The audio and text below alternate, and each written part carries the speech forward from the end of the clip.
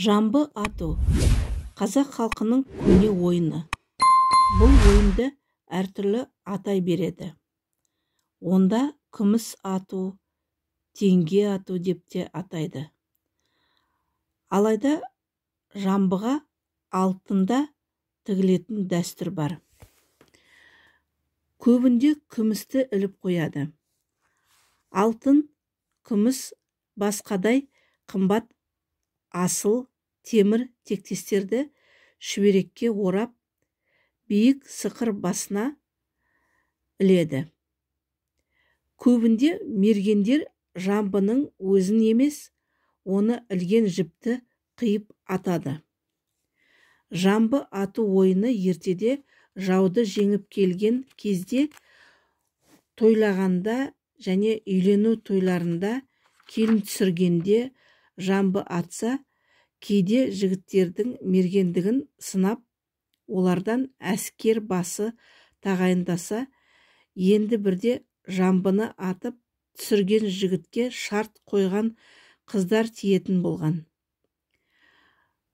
Жалпысы жамбы ату сайыс, бәсекесі ұлан асыр тойларда, мереке мейрамдарда жүріледі. Жамбыны әркім өзінің садағымен, өзінің аты үстінде көбінде шауып келе жатып ататын тәртіп бар. Соңғы кезде жаяу тұрып жамбы ату да көрінісі беруде. Жамбы атушы атып түсірген жамбы алтын, күміс өзі алады. Кейде бәйгесін дос жарандарына байлап та жатады. Ертеде жігіттер жамбыны атып түсіре алмағанда, ержүрек қыздар, мерген қыздар жамбыны атып түсіріп, жүлдені алып, жігіттерді жерге қаратып, ұялатын қыздар көп болғанын тарихи деректер айқындайды. Жаяу жарыс. Қазақ халқының дәстүрлі тіршілігінде тез жүгіретін адамдар көп болған. Оларды ел жылдамдығы желге теңеп, желаяқтар деп атаған. Қазақи тойларда жаяу жарыс бәсекесі де өткізіліп тұрған.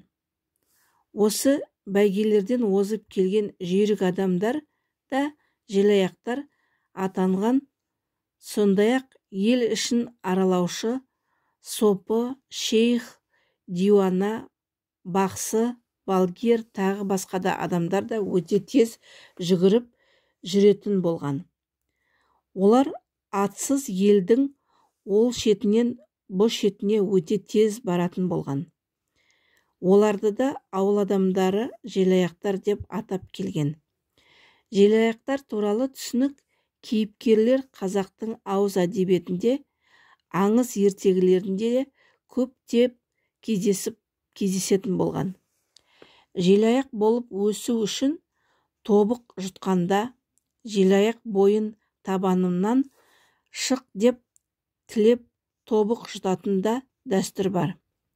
Қазақтың той-думан тойларында көптеп жаяу жарыстар ұйымдастырылады. Жаяу жарыстың түрі көп. Оған қатысушыларға сай аталады.